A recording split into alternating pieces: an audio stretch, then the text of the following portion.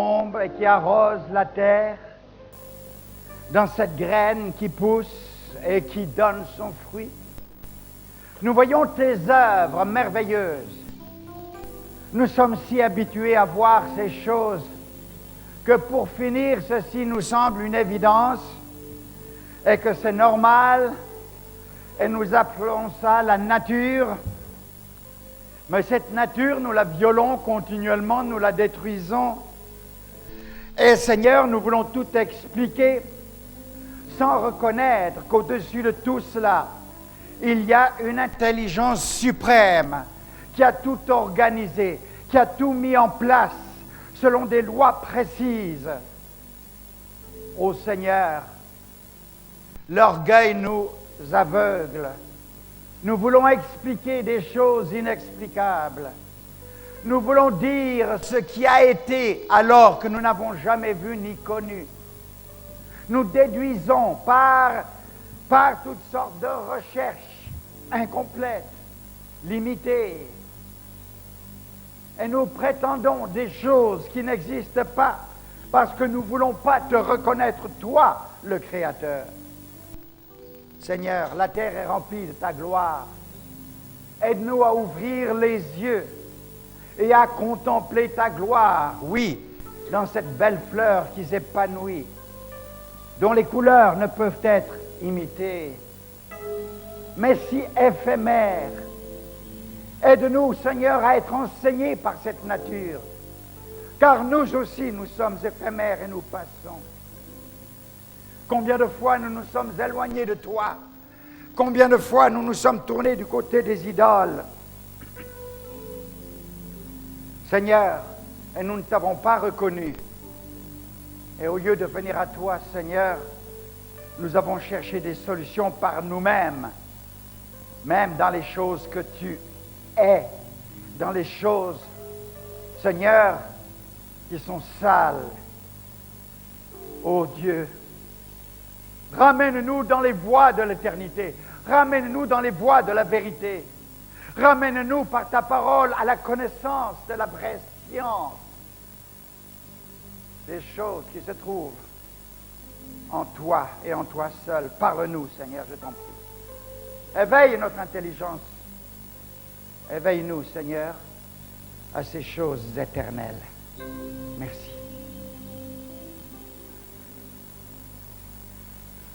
Dimanche passé, nous avons parlé du peuple d'Israël, de ce peuple qui a oublié son Dieu. Et les conséquences lorsque une nation, un peuple oublie son Dieu, son Créateur. Nous avons vu quelque peu l'expérience d'Israël. Alors que nous lisons la parole de Dieu, nous voyons combien de fois le peuple de Dieu, le peuple d'Israël, s'est éloigné de son Dieu. Il avait reçu des révélations extraordinaires. Il était le seul peuple, le seul, à cette époque-là, qui croyait dans un Dieu unique. Ce Dieu unique dans lequel Abraham a cru et auquel Dieu s'est révélé, qui a reçu des promesses merveilleuses. Regarde les étoiles du ciel. Telle sera ta postérité, aussi nombreuse que les grains de sable le long des mers. Peux-tu les compter? Telle sera ta postérité. Mais combien cette postérité a eu de la peine à prendre place? Cette postérité d'Abraham, qui n'est non pas seulement un peuple, une nation qu'on appelle Israël, mais qui sont tous ceux qui ont la foi d'Abraham, la foi dans le Dieu unique, la foi dans le Dieu vrai, le Dieu qui a créé toutes choses. Mais Israël, comme le peuple de Dieu jusqu'à aujourd'hui, s'est attaché combien de fois à de faux dieux, à des idoles, à des dieux faits de main d'homme. Combien de fois il s'est attaché à des pratiques que Dieu réprouve. Je répète, je voudrais lire encore ces versets que nous avons lus, du moins quelques-uns dans Juges au chapitre 6. Verset 1er. Les Israélites firent ce qui est mal aux yeux de l'Éternel. Et l'Éternel les livra entre les mains de Madian pendant 7 ans. La main de Madian fut puissante contre Israël. C'est à cause de Madian que les Israélites se firent des tranchées dans les montagnes, les cavernes et des fortifications. Verset 6. Israël fut très appauvri par la main de Madian. Et Israël crièrent, les Israélites crièrent à l'Éternel. Lorsque les Israélites crièrent à l'Éternel au sujet de Madian, l'Éternel leur envoya un prophète. Et cet homme leur apporta un message qui consiste à leur rappeler qui est ce Dieu qu'ils prétendent adorer et qu'est-ce que ce Dieu a fait pour eux. Oui, Israël n'a pas forcément oublié ce Dieu-là. Il ne l'a pas forcément oublié, non. Mais il a ajouté à Dieu combien de faux dieux, combien d'idoles des nations qui l'entourent. Dans Deutéronome au chapitre 10 et au verset 12, il est dit, c'est Dieu qui parle. Maintenant, Israël, que demande de toi l'Éternel ton Dieu? Si ce n'est que tu craignes l'Éternel ton Dieu, afin de marcher dans toutes ses voies, d'aimer et de servir l'Éternel ton Dieu, de tout ton cœur et de toute ton âme. Ce que demande l'Éternel de toi, c'est que tu le craignes. Qu'est-ce que cela veut dire, le craindre? Cela veut-il dire d'avoir peur? D'avoir peur de lui? Non, telle n'est pas la pensée. C'est de le respecter. De respecter ses commandements et ses lois. Pourquoi? Si nous violons ses commandements et ses lois, le jugement tombera sur nous. Alors, il y a la crainte du jugement, c'est vrai. Mais envers lui, il y a le respect de ses lois et de ses commandements. Tout ce qu'il demande de toi, c'est que tu le craignes, afin de marcher. Le craindre, c'est quoi? C'est de lui obéir, c'est de marcher dans toutes ses voies, d'aimer et de le servir, lui, ton Dieu, de tout ton cœur, de toute ton âme. Ce n'est pas qu'Israël ignorait. Il avait la connaissance. Ce n'était pas comme les peuples païens, les Assyriens, les Phéniciens et tous ces peuples nombreux païens qui adorent une multitude de dieux. Ils ne connaissaient pas le Dieu unique. Ils avaient un besoin en eux de croire en quelque chose. Ils avaient un besoin en eux de s'appuyer sur quelque chose. C'est pour cela qu'ils se sont fabriqués toutes sortes de dieux et qu'ils ont cherché des manifestations surnaturelles. Mais ils l'ont cherché dans des faux dieux et dans les sciences occultes. S'il vous plaît. Et là-haut. Montez un peu ce renvoi ici. Je me fatigue la voix.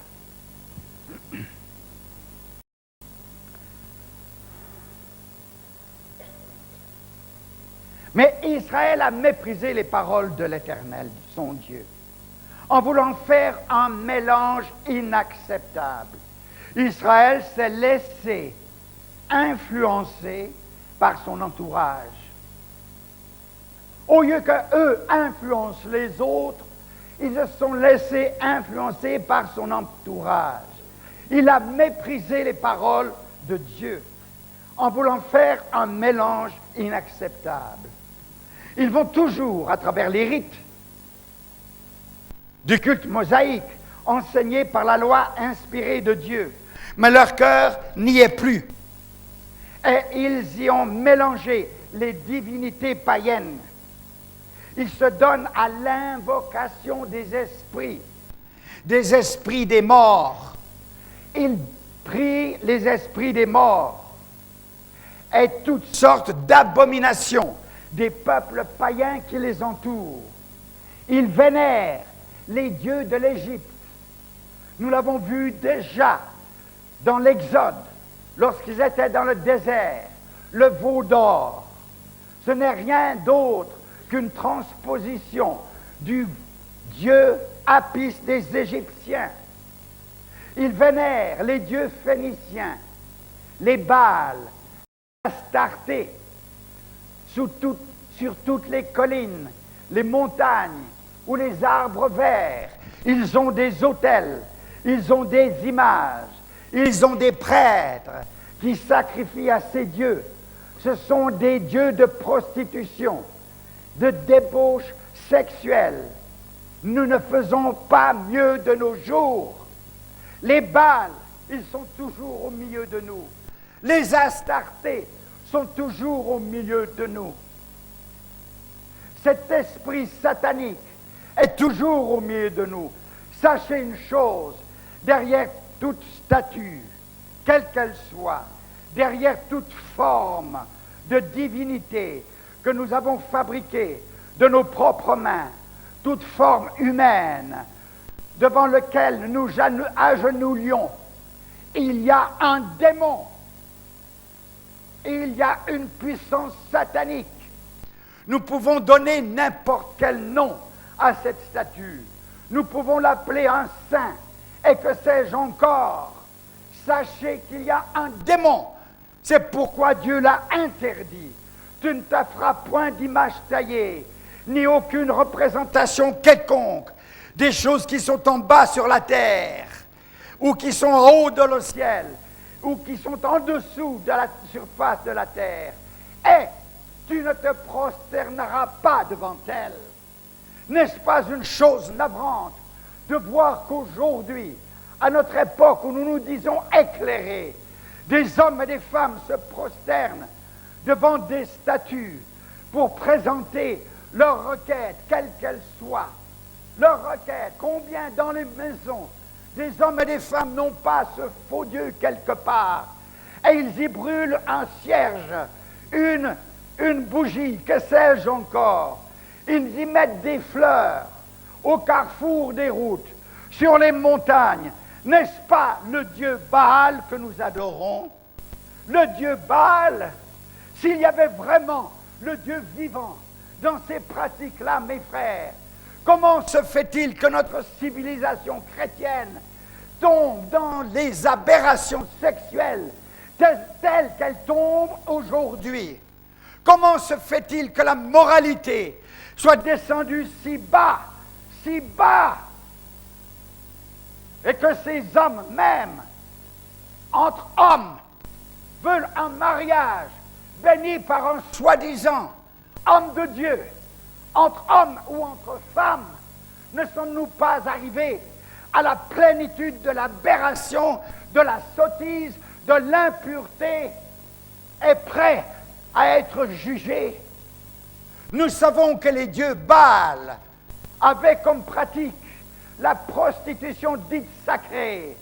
Nous savons que les dieux de la Grèce ancienne avaient pour pratique la prostitution dite sacrée dans les temples. Et nous, dans notre christianisme, nous ne sommes pas meilleurs. Si nous étions meilleurs, le monde dit chrétien ne serait pas à une décadence telle qu'elle est aujourd'hui, tel qu'il est aujourd'hui. Notre civilisation est en complète déchéance. Et même la conscience est complètement faussée. Les nouvelles générations qui se lèvent ont perdu le sens des valeurs. Pourquoi? Parce que ces sens des valeurs ne leur sont pas communiqués dès leur enfance avec papa et maman. Il y a une déviation dans notre civilisation dite chrétienne. Je ne parle pas du peuple païen, mais je parle de ce peuple qui prétend connaître Dieu comme Israël et qui devrait être un exemple. Je parle à ces hommes qui se disent chrétiens et qui tombent dans des aberrations honteuses au point de vue sexuel, avec des déviations de tout genre, qui amènent d'autres péchés et qui détruisent la civilisation, qui amènent la violence, qui amènent la haine, qui amènent le déchirement, qui amènent la misère.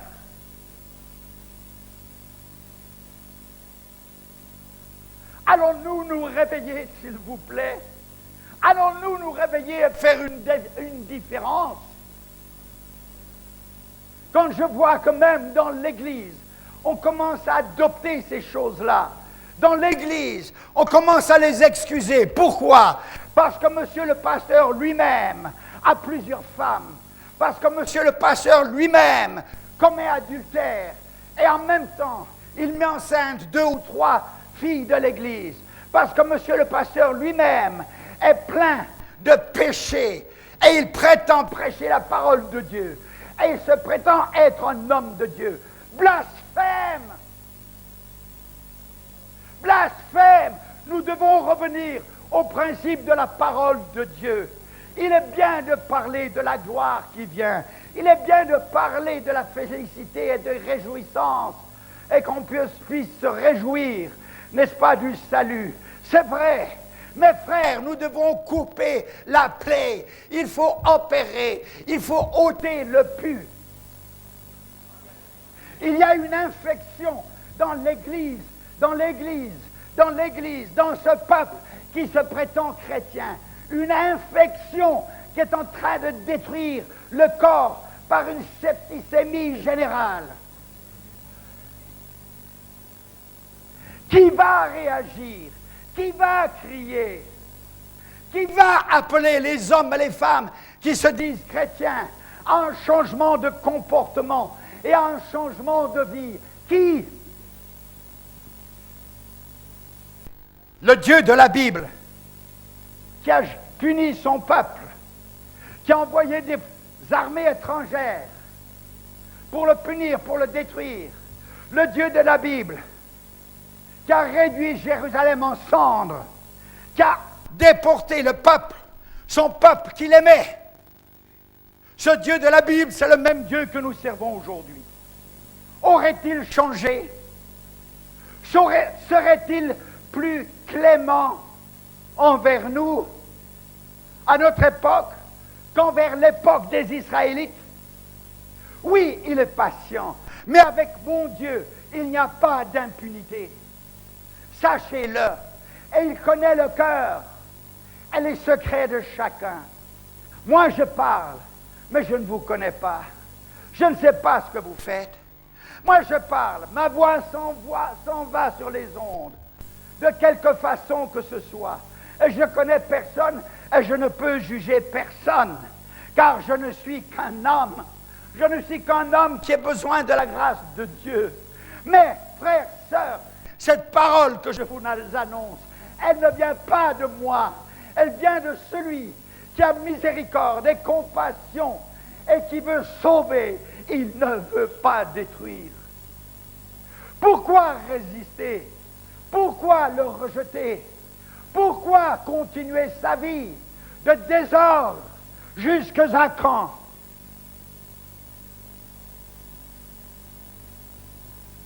Nous voyons aujourd'hui des hommes qui autrefois ont occupé des places importantes, et lorsqu'ils étaient là, ils ont détourné de l'argent qui n'était pas à eux.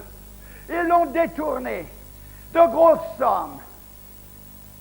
Et puis voilà, ils ont passé par le crible, ils ont perdu le pouvoir, ils sont maintenant comme le plus commun des citoyens. Résultat, qu'est-ce qu'ils ont dit? Oui, c'est vrai, nous avons besoin de Dieu. Ils se sont repentis. Ils se sont donné leur cœur au Seigneur. Mais quel est cet homme qui a magouillé autrefois, qui a violé et volé des millions de zaïrs? Quel est cet homme qui a retourné cet argent qu'il a volé? Dites-moi un peu. S'il y en a, qu'on me le dise. Je suis fatigué d'entendre des témoignages d'hommes puissants, et quand ils ont parlé, il y en a d'autres qui me disent, oui, je le connais, il occupait telle place, il a volé Qu'est-ce qu'il a fait avec cet argent? Je ne veux pas l'entendre. Voilà ce que j'ai entendu déjà plusieurs fois. Ce qu'il dit est bon, mais ce qu'il fait,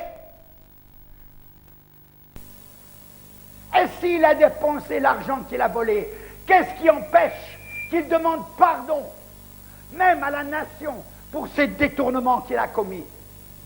Qu'il y ait un exemple, qu'il y ait un exemple. Notre pays a besoin d'exemples. Quel est l'homme qui a assez de courage pour réparer les fautes qu'il a faites, de courage pour ramener l'argent qu'il a volé, même s'il a déjà consommé la moitié, qu'il amène le reste?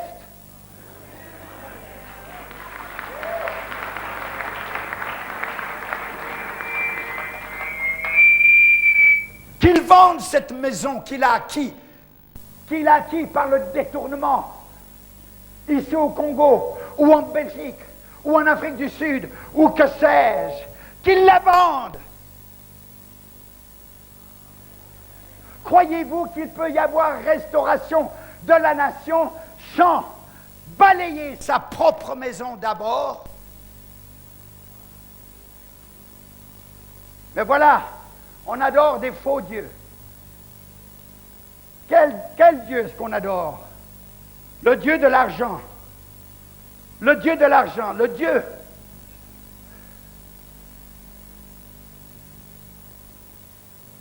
Le Dieu de la débauche. Le Dieu des déviations sexuelles de tout genre. Oui, il faut en parler.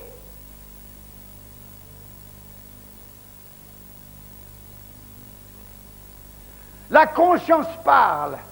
On veut se mettre en ordre avec Dieu.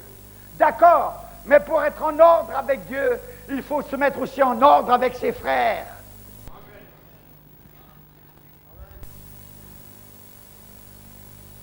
Je connais l'histoire d'un ouvrier quelque part en Europe. Cet homme qui travaillait volait des outils pour se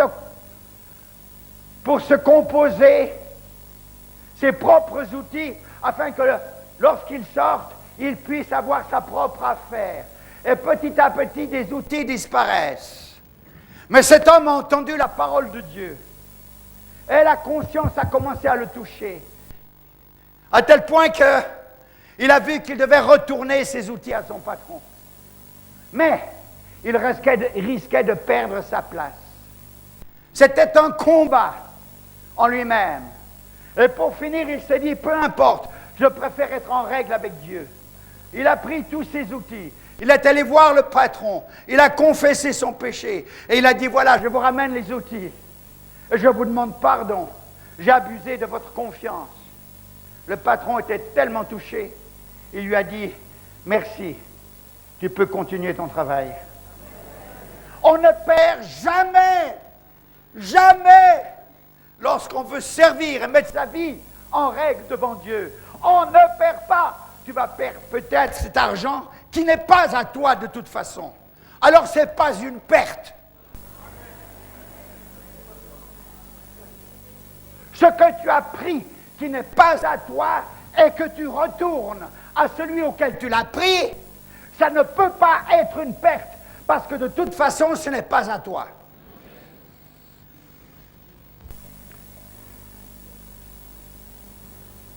Dieu avait dit à Moïse avant sa mort, alors que Josué allait prendre la relève, dans Deutéronome 31, 16 à 17.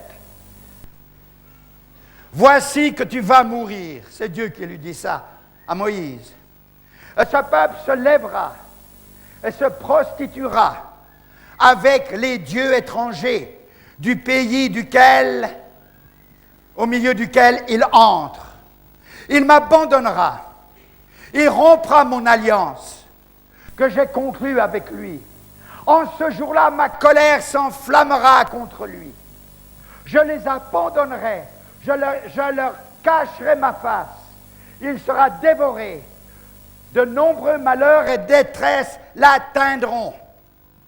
Voilà ce que Dieu a dit pour son propre peuple. Ne sommes-nous pas, nous, dans de nombreux malheurs est dans la détresse, nous au Congo, je leur cacherai ma face. Ma colère, ça sera contre lui. Je les abandonnerai. Dieu savait à l'avance ce qui se passerait. Mais il n'a pas abandonné. Et il s'est toujours réservé un reste d'hommes et de femmes fidèles par qui le message a été transmis avec intégrité et par qui la grâce s'est manifestée. Fais-tu partie de ce reste d'hommes et de femmes qui refusent de ployer le genou devant Baal, qui refusent de ployer le genou devant les faux dieux, de ployer les genoux devant le Dieu des plaisirs de la chair, qui refusent de ployer les genoux devant le Dieu de l'argent et des profits illicites. Dieu n'interdit pas que nous fassions un profit dans nos affaires, autrement comment est-ce que nous allions vivre et continuer nos affaires? Mais combien de fois nous entrons dans la magouille, dans le mensonge, soi-disant pour pouvoir gagner plus, avec des bénéfices exagérés. Quelle bénédiction est-ce que nous pouvons avoir? Dieu ne va pas nous aider. Dans Malachie au chapitre 2 et verset 14, il est dit: vous fatiguez l'Éternel par vos paroles. Ah ça, les paroles, on sait les faire. Hein? Les paroles, 1000 paroles, des prières, des nuits de prière. Vous fatiguez l'Éternel par vos paroles. Et vous dites: en quoi le fatiguons-nous? C'est en disant: quiconque fait le mal est bon aux yeux de l'Éternel. Ah oui, notre attitude, c'est celle-ci. Nous pensons que nous sommes bons parce que nous donnons des dîmes et de l'argent à l'Église. Et que nous sommes bons à ses yeux parce que nous faisons des bonnes œuvres, entre guillemets. Mais nos mauvaises œuvres dans la balance pèsent plus lourd. Nous voulons acheter le ciel par nos soi-disant bonnes œuvres. Mais Dieu ne s'achète pas. La grâce ne s'achète pas. Quiconque fait le mal est bon aux yeux de l'Éternel. Tel est notre raisonnement en réalité. Et c'est en de tels hommes qui prendraient plaisir. Ah non! Dieu ne prend pas plaisir dans de tels personnages. Ou bien, où est le Dieu du jugement? C'est ce que beaucoup se disent aujourd'hui. Oh, mais ça dure depuis longtemps. Nous sommes au Congo. Ça dure depuis longtemps. Moi, je profite. Moi, je profite. Je suis intelligent, j'arrive à me débrouiller dans mes affaires. Autrement dit, je piétine l'autre, je piétine le pauvre pour prendre le peu qu'il a. Du reste, l'argent que je prends et qui n'est pas à moi, je suis supposé de gérer au bénéfice des autres. Je le prends pour mon propre bénéfice, en appauvrissant l'autre. Quand j'entends que tous ceux qui, soi-disant, doivent nous protéger, qui parcourent nos rues avec des armes,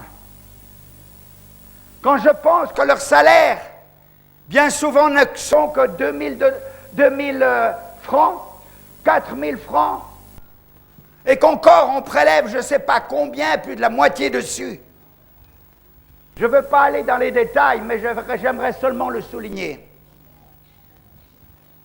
Il y en a qui s'engraissent sur le dos des pauvres. Ils peuvent avoir une arme à la main, mais ils sont pauvres. Ils sont pauvres. Et cette arme devient très dangereuse dans leurs mains. Très dangereuse. Ils ont leurs femmes, ils ont leurs enfants. Ils ont besoin de s'acheter un pantalon, une chemise. Ils ont besoin, ils voudraient avoir un petit poste de radio. Que sais-je? Tout le monde a ses fantaisies.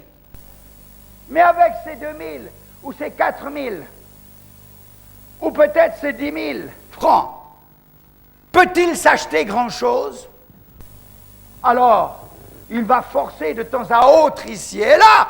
Non. Est-ce normal? Tu profites, tu dépouilles le pauvre. Que dit l'Éternel, le Dieu des armées?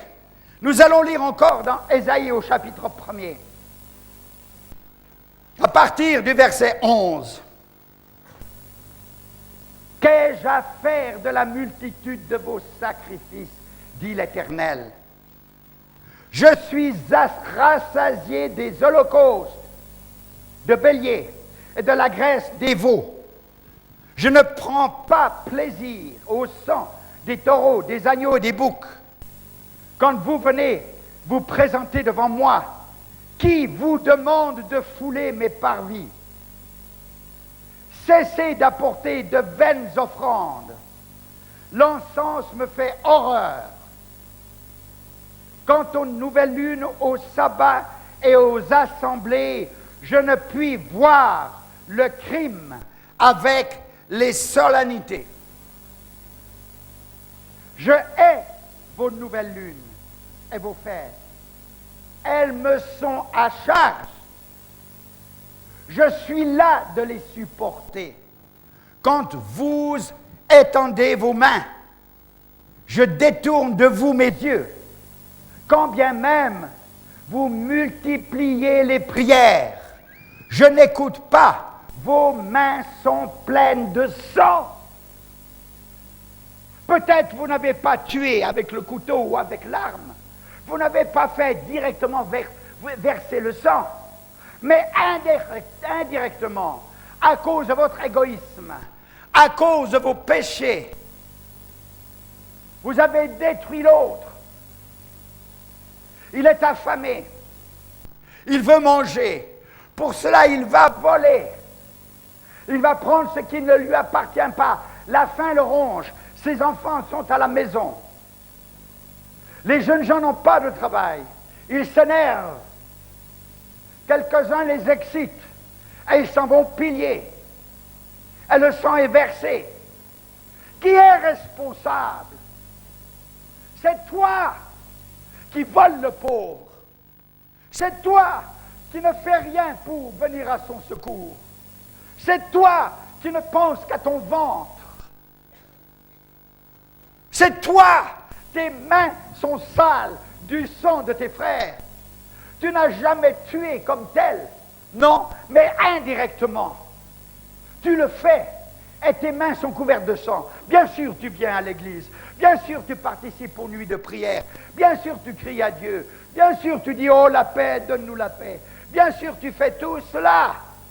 Mais Dieu dit, je suis fatigué de tes actions religieuses, de tes sacrifices, de tes holocaustes, tout ce qui concerne le culte d'alors. Dieu dit, je n'en ai pas besoin. Je ne demande pas des rites morts de sang. Je ne demande pas des pratiques mécaniques. Je demande les cœurs. Je demande l'obéissance. Je demande la droiture. Je demande la justice. Je demande l'obéissance à mes commandements. Quand bien même vous multipliez les prières, je n'écoute pas. Vos mains sont pleines de sang.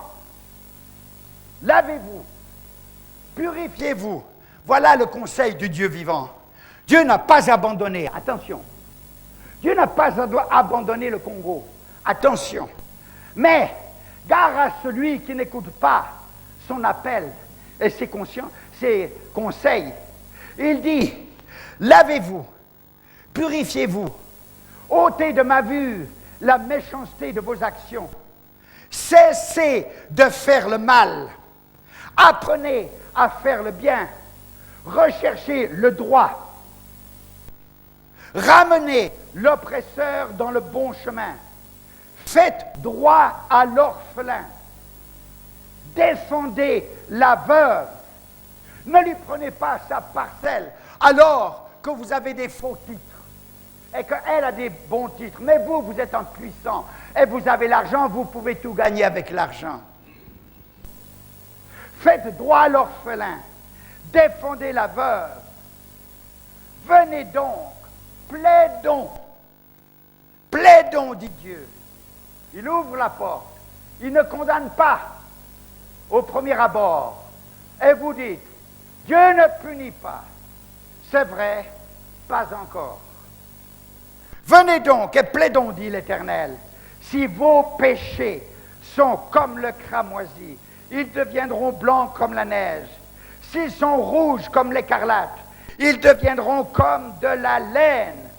Si vous vous décidez pour l'obéissance, vous vous décidez, c'est la volonté personnelle. Et c'est pour cela que je prêche, pour réveiller votre volonté et que vous vous engagiez sur ce nouveau chemin. Si vous vous décidez pour l'obéissance, vous mangerez les meilleures productions du pays. Ce pays est riche, ce pays produit, ce pays est béni. Dieu a fait sa part, mais maintenant il y a la faim, maintenant il y a les problèmes, maintenant il n'y a pas de salaire, maintenant il y a le désordre. Pourquoi? Notre faute à nous. Si vous vous décidez pour l'obéissance, vous mangerez les meilleures productions du pays. Mais si vous refusez, si vous êtes rebelle, vous serez dévorés par l'épée, car la bouche de l'Éternel a parlé. Ça, c'est la parole de Dieu. Qu'avez-vous à dire? Dieu est fidèle dans toutes ses voies. Il demande à ceux qui l'ont choisi et reçu comme leur Dieu de se soumettre à ses lois, de se soumettre à ses commandements.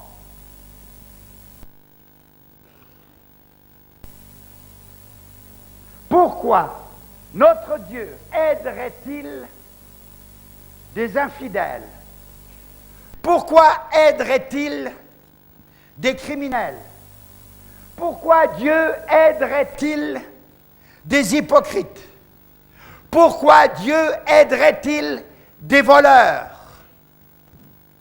Pourquoi Dieu aiderait-il des fornicateurs et des adultères? Pourquoi Dieu aiderait-il des corrompus et des menteurs? Tout simplement parce qu'ils se disent chrétiens, mais en Israël, ils pouvaient dire « Nous sommes le peuple de Dieu ». Mais qui a été jugé si sévèrement? Qui a été déporté dans des terres étrangères? Qui donc? La ville de qui a été rasée et passée par l'épée? Israël. Sachez qu'il y a des conséquences à la désobéissance. Dieu n'est pas prêt à aider ceux qui volontairement marchent dans la désobéissance, dans la violence, dans l'occultisme, dans la convoitise et dans toutes ces choses que nous avons nommées. Pourquoi dirait-il, aiderait-il ceux qui trafiquent avec les puissances occultes? Pourquoi? Laisse, si tu veux aller vers les puissances occultes, demande-leur de te secourir. Demande-leur de te donner la vie. Peut-être que pour te séduire dans un premier temps, ils vont te donner ces puissances occultes, des choses que tu désires, mais des choses périssables qui vont passer comme la poussière qui est soulevée par le vent. Il secourt, mon Dieu, il secourt ceux qui se confient en lui. Il secourt ceux qui lui obéissent, ceux qui acceptent et vivent selon ses commandements. Quant aux autres, les sépulcres blanchis comme disait Jésus aux faux religieux de son temps, ceux-là, il les abandonne et ses jugements tombent sur eux. Dans le psaume 37, verset 9, il est dit, ceux qui font le mal seront retranchés. Ceux qui espèrent en l'Éternel posséderont le pays. Ceux qui espèrent en l'Éternel posséderont le pays. Ceux qui espèrent en l'Éternel posséderont le pays. Aujourd'hui, tous ceux qui veulent marcher droitement, on se moque d'eux. On les écarte. On ne le veut pas. On les évite. Ils n'ont point d'avancement. Personne ne les reconnaît. On dit qu'ils sont fous. Et quand ils ont une place, on fait plein de mauvais rapports sur eux pour être éliminés. Parce qu'ils ne veulent pas profiter de la caisse qui est là, sous leur responsabilité. Et un autre voudrait en profiter et en faire profiter ses amis. Alors on fait tout pour l'écarter. Ça va, faites ce que vous voulez. Mais sachez que mon Dieu est sur le trône et que c'est un Dieu de justice. De justice. Ceux qui espèrent en l'Éternel posséderont le pays.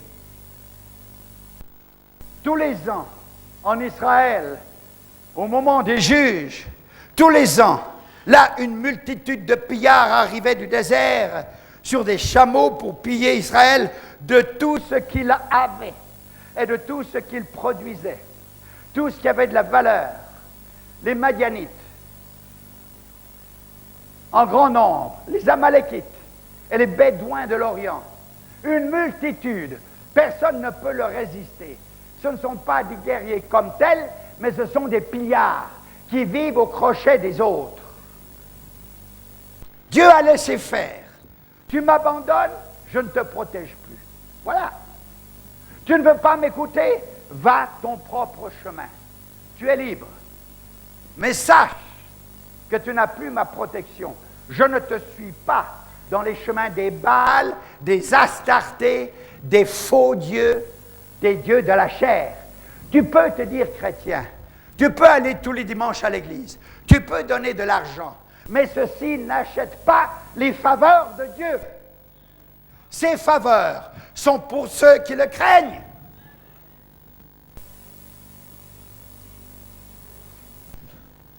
Et il nous est dit dans Juge 6, 4, il détruisait les productions du pays jusque vers Gaza et ne laissait en Israël ni vivre, ni brebis, ni bœuf, ni âne.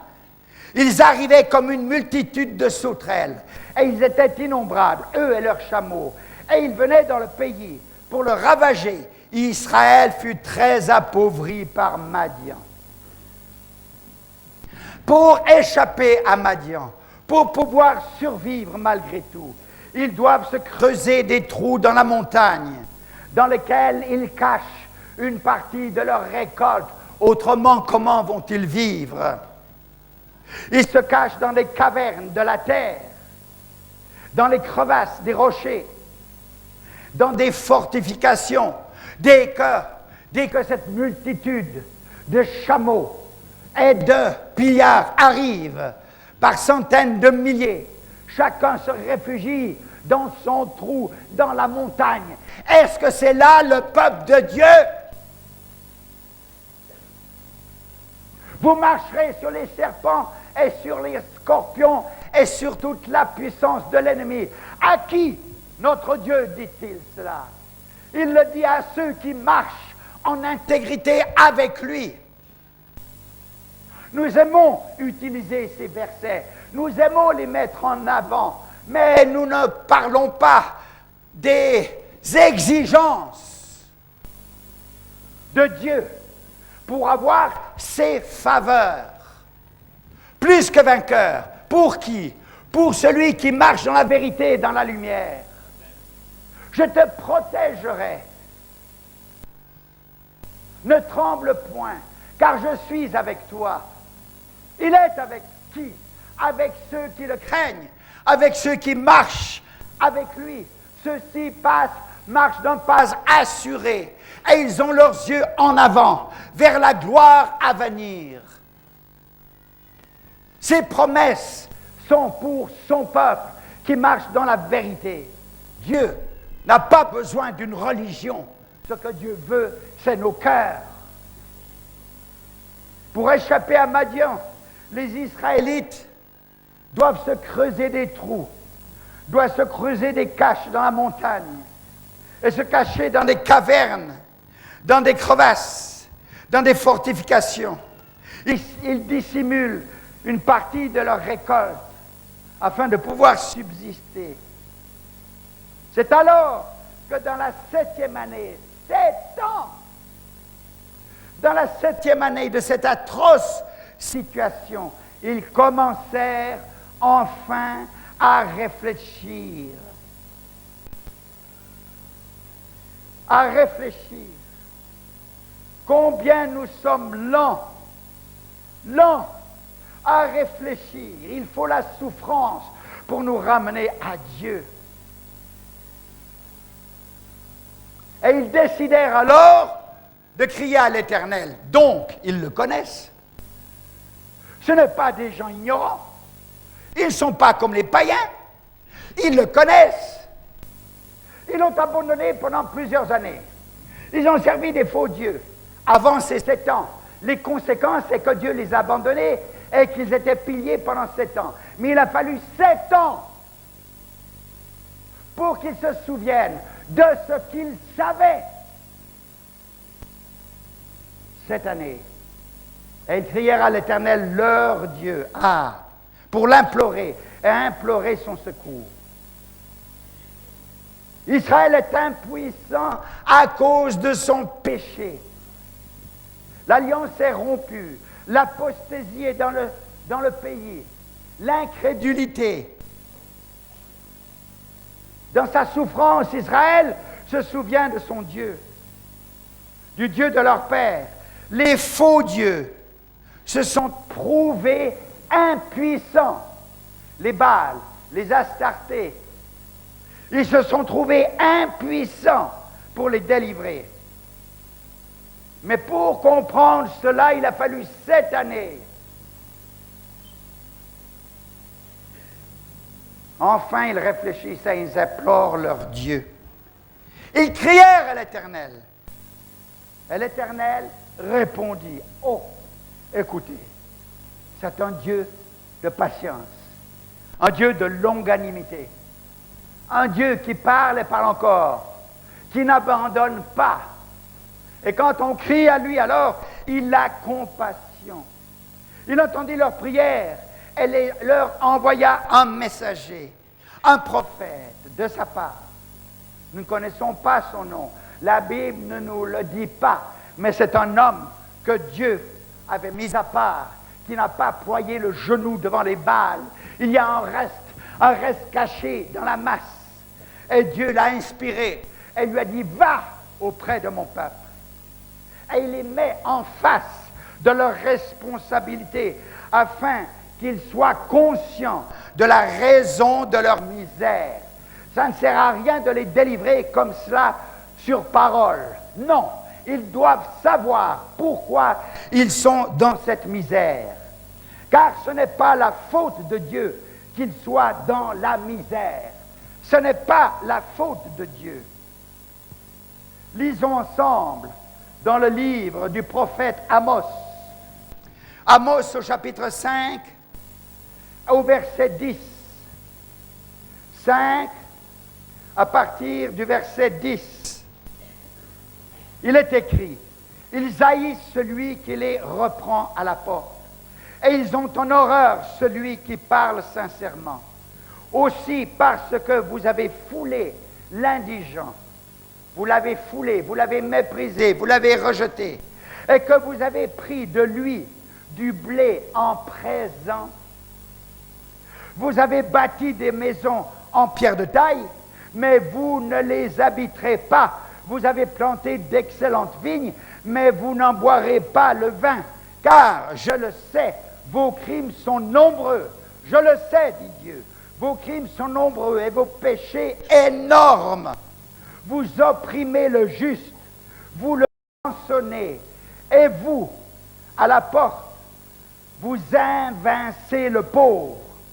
Voilà pourquoi, en des temps comme ceux-ci, l'homme intelligent se tait. Il ne peut même plus parler. L'homme intelligent se tait, car ces temps sont mauvais.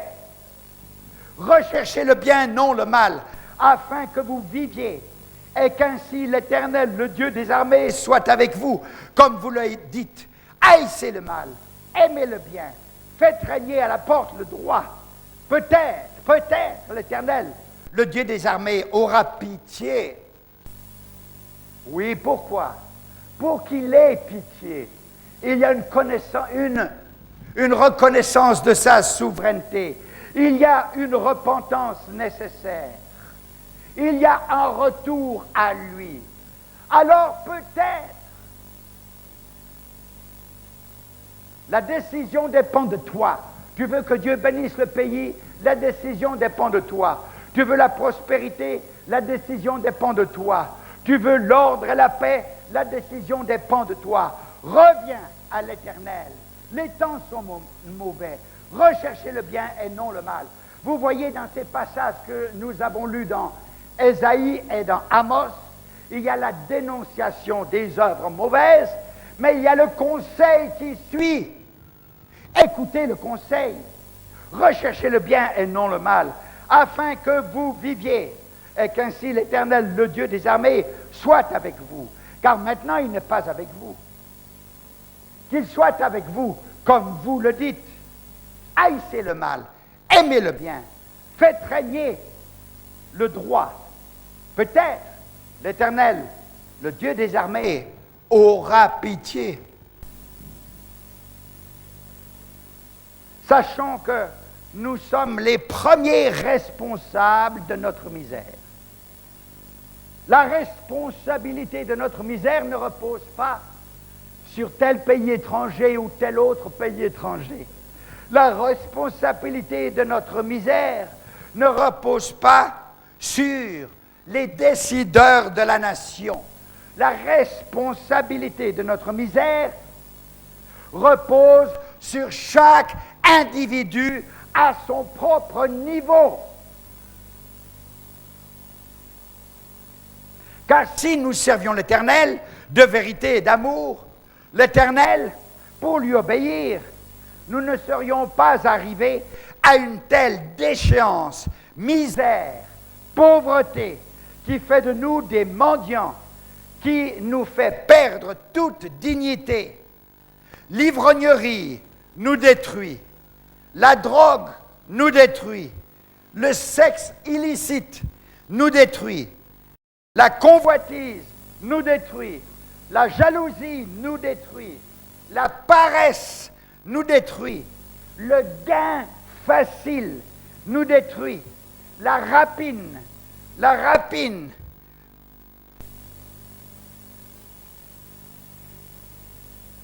et la cupidité nous détruit, et tant d'autres choses ne font que de nous appauvrir par notre propre faute.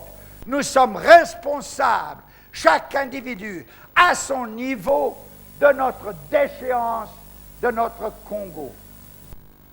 Dans le Proverbe 23, 21, il est dit, ivrogne. L'ivrogne est celui qui fait des excès, s'appauvrissant, et l'assoupissement fait porter des haillons. Proverbe 28, 19.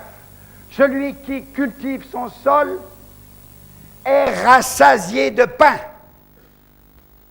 mais celui qui poursuit des futilités est rassasié de pauvreté. Combien de jeunes hommes que nous voyons dans nos villes et dans nos familles qui ne font rien. Ils attendent que la nourriture tombe sur la table. J'ai pas de travail. Il n'y a pas de travail. Paresseux. Le travail se crée. On n'attend pas qu'il vous tombe dessus. Le travail se crée. Tu as une intelligence, tu as des bras, tu as la jeunesse, tu as la santé, tu as l'enthousiasme. Alors, Les terres sont vastes autour de nous. Ah oui, mais moi j'ai un diplôme de. J'ai fait une maîtrise de. Ce que tu veux, c'est une belle chemise avec une belle cravate, un costume et un bic à la main.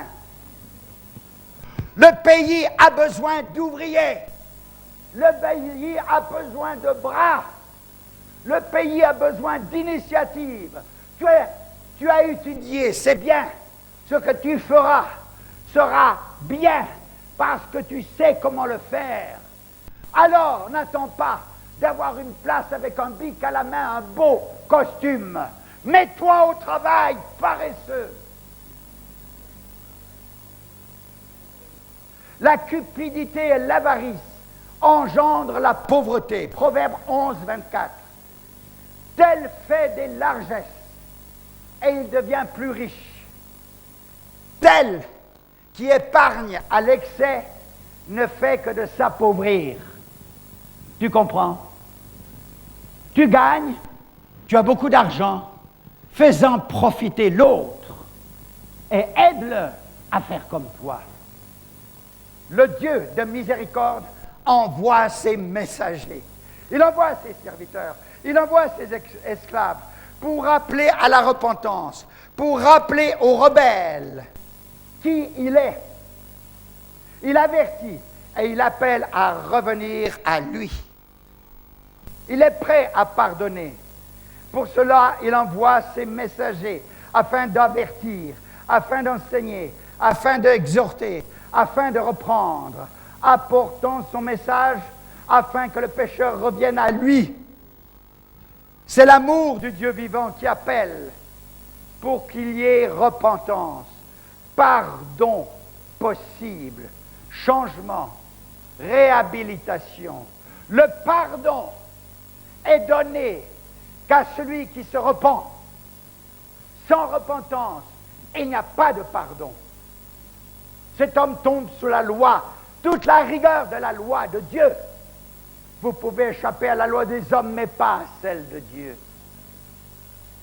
Repentez-vous, réparez, soyez pardonnés, et vous vivrez. Ta parole est la vérité, Seigneur. Ô mon Dieu, aide-nous à comprendre. Seigneur, je sais que ces paroles sont certainement